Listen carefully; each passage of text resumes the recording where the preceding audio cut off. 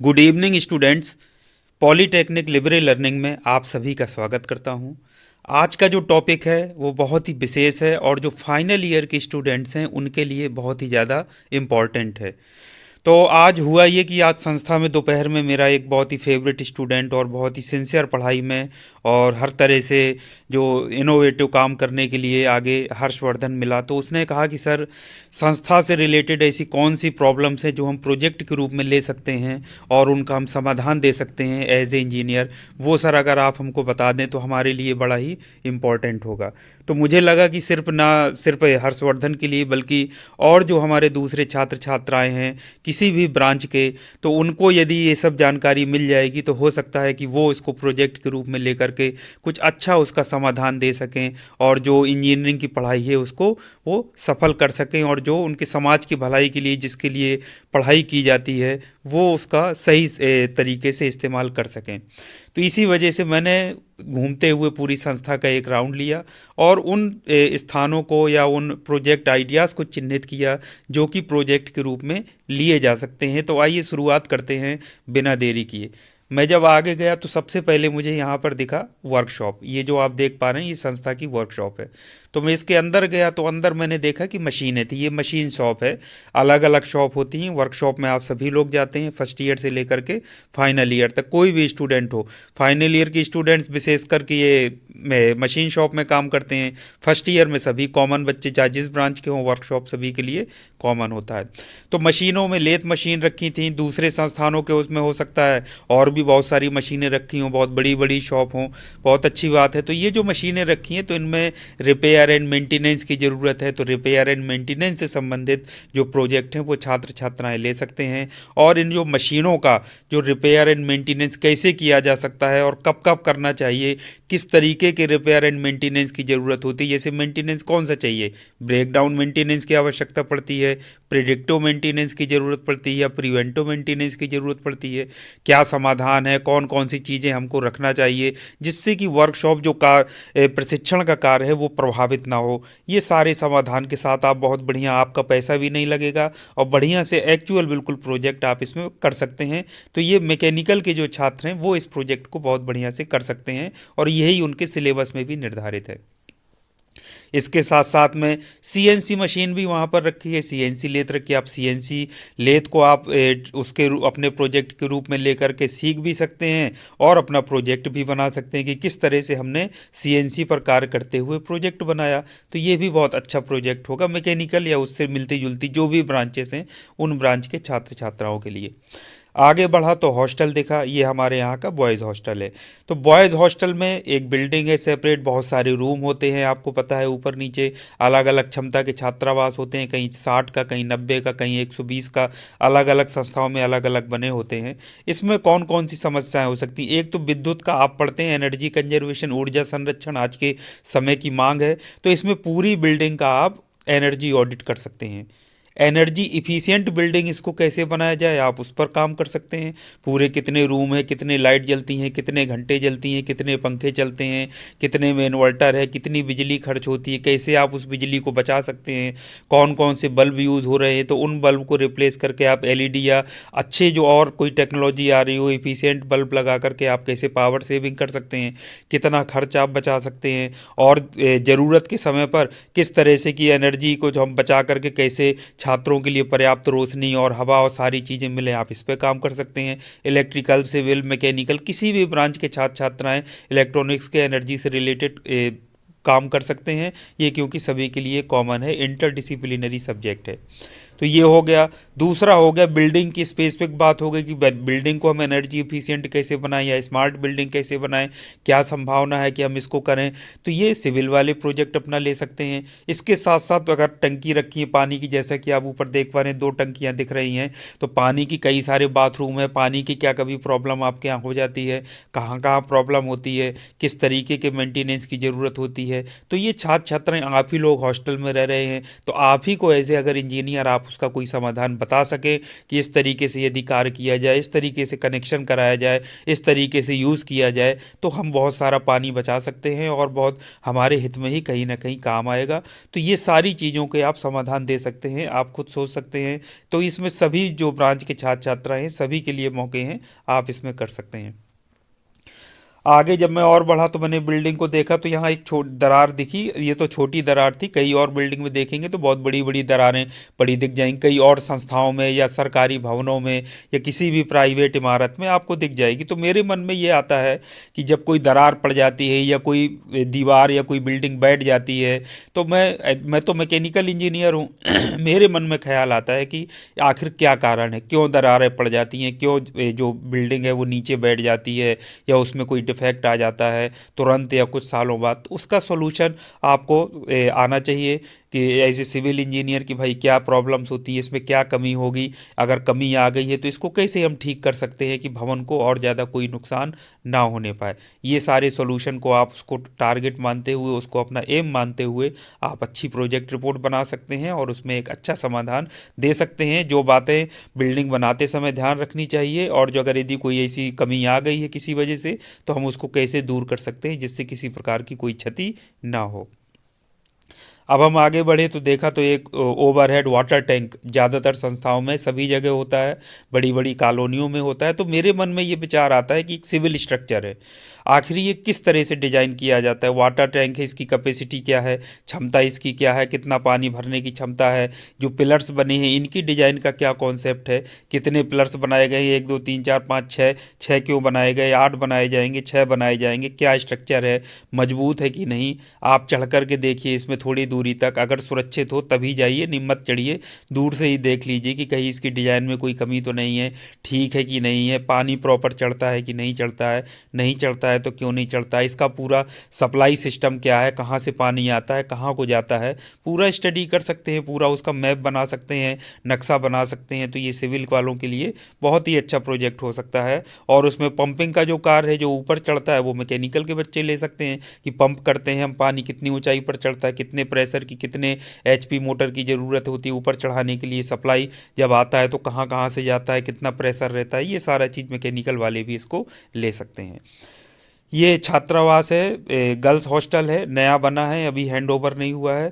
तो इस पे जैसे नया जब कोई चीज़ बिल्डिंग बनती है तो बहुत सारी कमियां, जैसे शायद मुझे ज़्यादा पता नहीं भवन के बारे में, क्योंकि लेकिन थोड़ा थोड़ा जानकारी है। जैसे दीवारों में सीलन आ जाती है, तो लोग कहते हैं कि आजकल जो बिल्डिंग बनवाई जाती हैं तो उनमें साल्ट पीपर ट्रीटमेंट या इस तरीके के कई सारे ट्रीटमेंट कराने ज़रूरी होते हैं जिससे दीवारें ख़राब ना हो, बिल्डिंग ख़राब ना हो, इस तरीके के कई सारी चीज़ें। तो वो हुई हैं कि नहीं हुई हैं, ये सिविल वाले काम ले सकते हैं।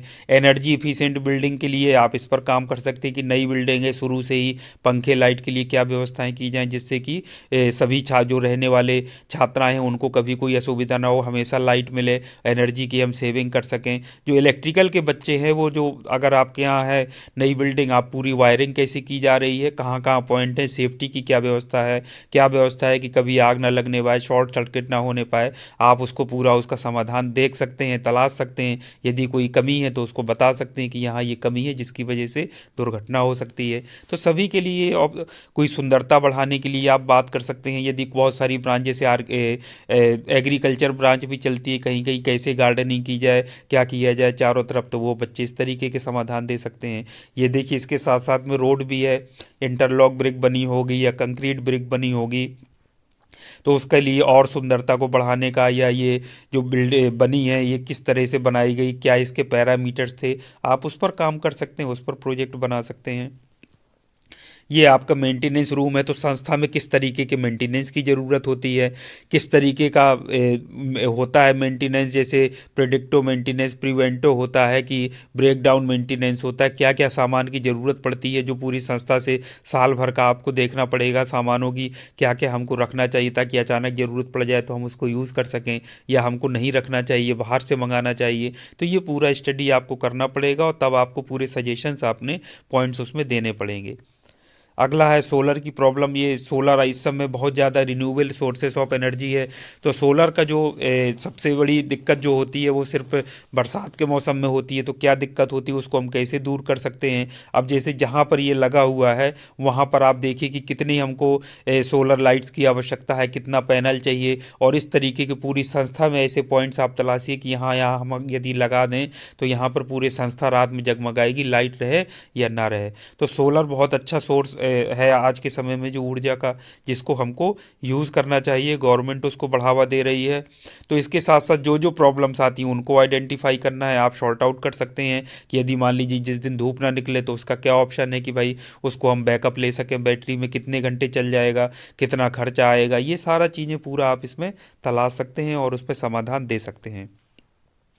अगली हम बात कर लेते हैं, ट्रांसफार्मर सभी जगह संस्थाओं में होता है। तो पावर बैकअप, ये ट्रांसफार्मर अलग अलग रूप के क्यों दिखते हैं? ये थोड़ा अजीब सा लग रहा है। मैं अभी बाहर देखा था तो दूसरे तरह का था, कहीं और रखा देखा था तो अलग तरह का था। तो माइंड में एक आना चाहिए एज ए इलेक्ट्रिकल इंजीनियर कि भाई कोई अगर इलेक्ट्रिकल इंजीनियरिंग से कर रहा है तो आखिर ये ट्रांसफार्मर ऐसे अलग अलग रूप के क्यों हैं, अलग अलग क्यों दिखते हैं, शेप इनका क्या है, कितने वोल्टेज का करंट आ रहा है, संस्था ने जो कनेक्शन लिया है क्या उसका उसका बिल देखिए, मीटर किस तरीके से, कितने वाट का कनेक्शन है, कितना बिल बिल देना पड़ता है, इतना ज़्यादा बिल क्यों है, लॉसेस कितने हो रहे हैं, संस्था में जो लाइन खींची है वो कितने मीटर लंबी है या कितने किलोमीटर लंबी है, उसको देखना चाहिए। तो उसमें लॉसेस कितने हो रहे हैं, कैसे हम उन लॉसेस को कम कर सकते हैं, बचा सकते हैं, और एनर्जी इफिशिएंसी हम ला सकते हैं संस्था में। इन सब चीज़ों पे जो इलेक्ट्रिकल के छात्र छात्राएं हैं वो काम कर सकते हैं और बहुत अच्छा प्रोजेक्ट बना सकते हैं।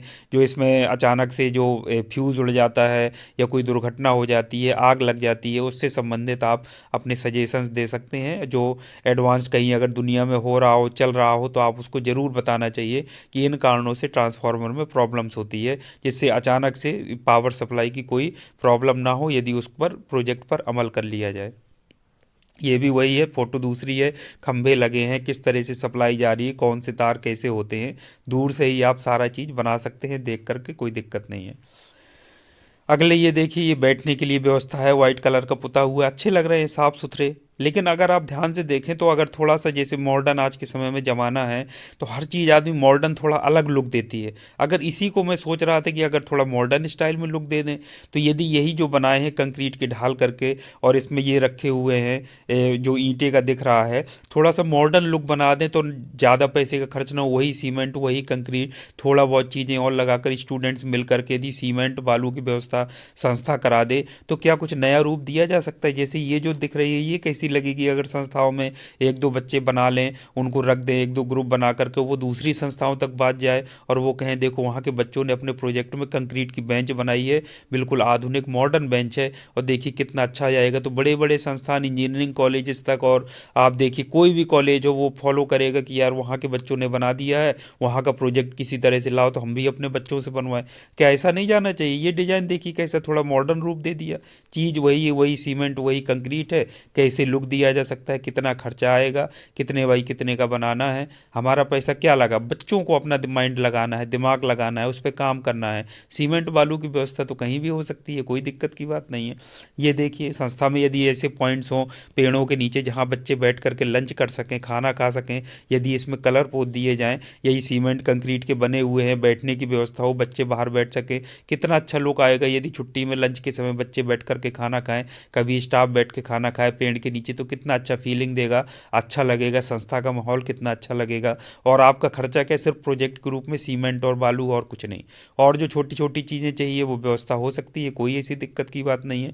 तो कितना सुंदर की संस्था की सुंदरता को, ये तो सिर्फ उदाहरण के लिए है, ज़्यादा मैं क्योंकि इसी पर करूँगा तो शायद हम विषय से हट जाएंगे, तो इसलिए आप समझदार हैं, देख सकते हैं और आप इसकी महत्वता को भी समझ सकते हैं कि वाकई में अगर एक संस्था का बच्चा अगर ग्रुप एक बना लेगा तो वो कहाँ कहाँ तक बात जाएगी, फैलेगी, इस बात की आप कल्पना खुद कर सकते हैं, और कितना नाम होगा संस्था का उन बच्चों का, इस बात को आप खुद सोच सकते हैं। तो ये सिर्फ उदाहरण के लिए था।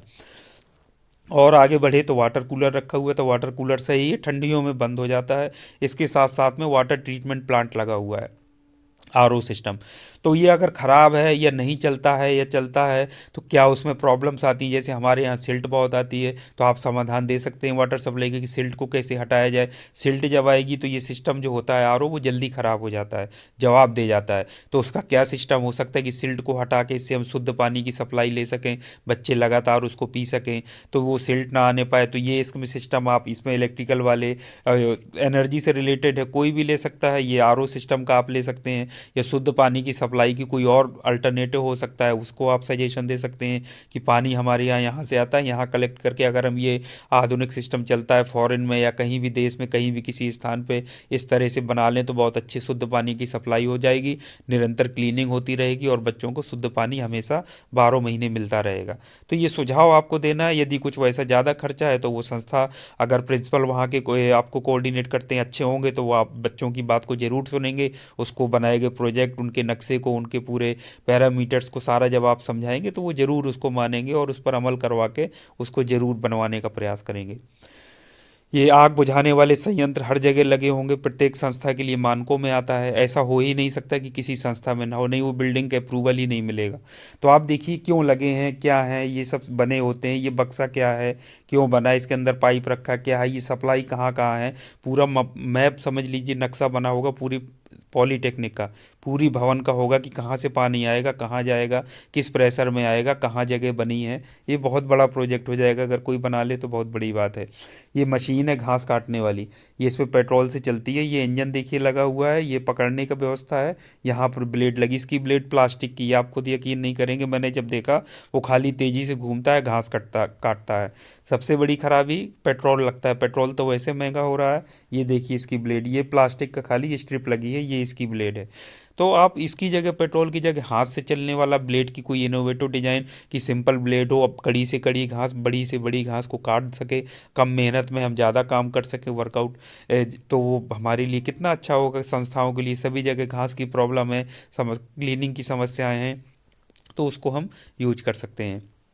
ये फायर सिलेंडर आजकल रखे हुए हैं, देखिए आग बुझाने वाले क्या और कोई संयंत्र हो सकते हैं, जैसे आजकल फायर एक्सटिंग्विशर बॉल्स आती हैं, वो बॉल कभी आग लग जाए रखी है तो वो अपने आप फट जाती है, ब्लास्ट हो जाता है, आग को बुझा देती है। आग जल रही है और बॉल को फेंक दीजिए तो आप देखिए कहाँ कहाँ लगने चाहिए, क्या होता है, कैसे काम करता है, क्या इसके मानक होते हैं, इसकी जगह और कौन से ऐसे आधुनिक इस तरीके के इक्विपमेंट्स हैं जो आ रहे हैं जो भवन को आग से बचा सकते हैं कभी यदि किसी तरह की कोई दुर्घटना हो जाए। ये देखिए अंदर पूरे पाइप इस तरीके से गए होंगे यहाँ सब जगह, ये देखिए आप, इसमें पाइप लिफ्ट पूरा पाइप है, ये सिस्टम किस तरह से काम करता है, ये हौज लगी है, इसमें पानी कैसे आता है, कैसे आग बुझाता है, काम कर रहा है, नहीं कर रहा है, नहीं कर रहा है तो क्यों नहीं कर रहा है। ये सारी चीज़ें बिल्डिंग के रूप में इसमें बहुत सारे काम है जो किए जा सकते हैं। सबसे बड़ा है आज के सोलर का ज़माना है, सोलर का सब जगह सोलर की चर्चा है, हर कोई सोलर को बढ़ावा दे रहा है, क्योंकि जिस तरह से फॉसिल फ्यूल जीवाश्म ईंधन समाप्त हो रहे हैं, आने वाला भविष्य में सारा ये डिपेंड रहना है सोलर पर। और तो सोलर का देखिए प्लांट हमारे पास तो लगा है, कहीं नहीं लगा है किसी संस्थान में, तो आसपास हर जगह कहीं भी आप तलाशेंगे तो सोलर के गवर्नमेंट प्लांट लगवा रही है, आपको मिल जाएंगे। तो ये 40 किलोवाट के इस पर प्रोजेक्ट बनाइए, कैसे काम करता है, सीरीज में पैरेलल में कैसे बैटरी कनेक्शन होती हैं, कितने का है। तो 40 किलोवाट का जैसे हमारे यहाँ प्लांट है, तो ये कितने 40 किलोवाट का हम क्यों कह रहे हैं, कितने पैनल्स लगेंगे, कितनी बैटरी लगेंगी, कितने वोल्ट की बैटरी होगी, क्या क्या सिस्टम लगता है, पूरा इसको जवाब तलाशिए, इस पर प्रोजेक्ट बनाइए, रियल लाइफ प्रोजेक्ट बनाइए, आगे चल के नौकरी मिल जाएगी आपको इसी के आधार पर। जब कुछ लैब में गया, सारी में तो नहीं, हाइड्रोलिक्स एंड न्यूमेटिक्स लैब है, हाइड्रोलिक ट्रेनर किट दिखी, इसमें इतना बढ़िया सामान है, सारा चीज़ लिखा है, इसमें आप प्रैक्टिकल करके अपनी प्रोजेक्ट फाइल में प्रैक्टिकल एक्सपेरिमेंट कर सकते हैं, उसकी रीडिंग लिख सकते हैं। अगर देखिए ये किट जो है, क्या इससे सस्ती किट आप बना सकते हैं, मान लीजिए किसी संस्थान में ये हाइड्रोलिक किट नहीं है, तो क्या सिंपल कम पैसे में कोई हाइड्रोलिक किट बना करके एक्सपेरिमेंट कर सकता है। अगर आप ऐसा कोई सुझाव दे सकते हैं तो दे करके देखिए, बना करके दिखाइए, मॉडल एक बनाइए वर्किंग। ये अगला है न्यूमेटिक किट है, ये देखिए सारे सिंबल्स इसके दिए हैं, न्यूमेटिक्स में जो यूज होते हैं, ये देखिए पूरा मशीनरी है, एक्सपेरिमेंट आप कर सकते हैं, देख सकते हैं इसको, इंजेक्शन लगा करके क्या आप उस तरीके से पूरा सिस्टम बनाकर सस्ते में इस तरीके का न्यूमेटिक सिस्टम बना सकते हैं जो बहुत कम पैसे में हो, तो जो संस्थाओं में ना पहुंचा हो वहाँ के बच्चे बना करके वो भी सीख सकें, प्रैक्टिकल कर सकें। आप करके देखिए, बना करके देखिए। ये हमारा पूरा जो सोलर पैनल का जो कंट्रोल सिस्टम है उसके अंतर का है। तो इलेक्ट्रॉनिक्स के बच्चे तो पीसीबी सर्किट क्या होता है, कैसे कंट्रोल होता है, ये पूरा मैकेनिज्म क्या है, इस पे स्टडी करके बहुत अच्छा प्रोजेक्ट बना सकते हैं। और ये जो आप देख पा रहे हैं ये संस्था का नहीं है, ये है NITTR चंडीगढ़ का। तो मैं वहाँ ट्रेनिंग के लिए गया था, वहाँ से लिया था। ये कहलाता है फ्लेक्सिबल मैन्युफैक्चरिंग सिस्टम। ये बीच में आप देख पा रहे हैं ये रोबोट होता है, ये स्कावा का है, ऑटोमेटिक पूरा काम करता है। इसमें ह्यूमन इन्वॉल्वमेंट नहीं है। ह्यूमन इन्वॉल्वमेंट के मुंह पे ये वो टीच पेंडेंट होता है, उससे कंट्रोल किया जाता है। बाकी यहाँ खुद ही ऑटोमेटिक उठाता है। यहाँ से यहाँ पे ये CNC मशीनें लगी हुई, CNC लेथ है, CNC मिलेंगे। ये पूरा ये कन्वेयर बेल्ट लगी हुई है, ऑटोमेटिक ये रखता है, लोडिंग अनलोडिंग करता है, पार्ट बन करके तैयार हो जाता है, रख जाता है। तो ये पूरा सिस्टम कैसे काम कर रहा है, क्या है, समझ करके ये आपके मैकेनिकल वाले जो स्टूडेंट्स हैं उनके सिलेबस में भी है। सारा का सारा पूरा एक चैप्टर ही है FMS फ्लेक्सिबल मैन्युफैक्चरिंग सिस्टम। आप काम करिए, इस पर बनाइए, सब पढ़ चुके हैं। इसका एक आप वर्किंग मॉडल बनाइए, एक छोटा सा रोबोट टाइप का दिखाने के पर्पज से बनाइए। सारी चीज़ बना दीजिए कि CNC रखी है, कैसे काम कर रहा है, मोटर लगा दीजिए, थोड़ा घूमे, अपने आप कन्वेयर बेल्ट चले, उसमें सामान रख के कि अपने आप जा रहा है या लोड हो रही है, अनलोडिंग हो रही है। समझाएंगे तो कितना अच्छा काम आएगा। बच्चे जब एक्चुअल में उसको देखेंगे कम पैसे में। देखिए हमारे जो सीनियर्स थे उन्होंने एक प्रोजेक्ट बनाया फ्लेक्सिबल मैन्युफैक्चरिंग सिस्टम का, सारी चीज़ें लगा के समझा दी। तो वो बच्चा जो थ्योरी में पढ़ता है, जो उसको समझ नहीं आती, जब वो प्रैक्टिकल करेगा, देखेगा, तो उसको कितना अच्छा लगेगा, कितना बढ़िया समझ में आएगा। तो यही काम आपको करना है, आपका आसानी से हो सकता है, बहुत अच्छा प्रोजेक्ट बनेगा।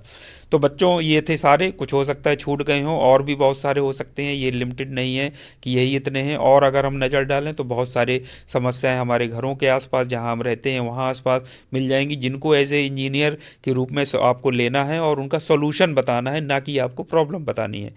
तो एज ए इंजीनियर मैं उम्मीद करता हूं कि आप एक समस्या को प्रोजेक्ट के रूप में लेकर उसका हल बताएंगे, सोसाइटी के काम आएगा, आपके घर परिवार सभी के काम आएगा, आपकी संस्था के काम आएगा। और इसी तरह से हम देश की तरक्की में अपना योगदान दे सकते हैं। तो इसी तरह के उपयोगी वीडियो के लिए आप जुड़े रहिए चैनल के साथ। Thank you very much. आपका दिन शुभ हो।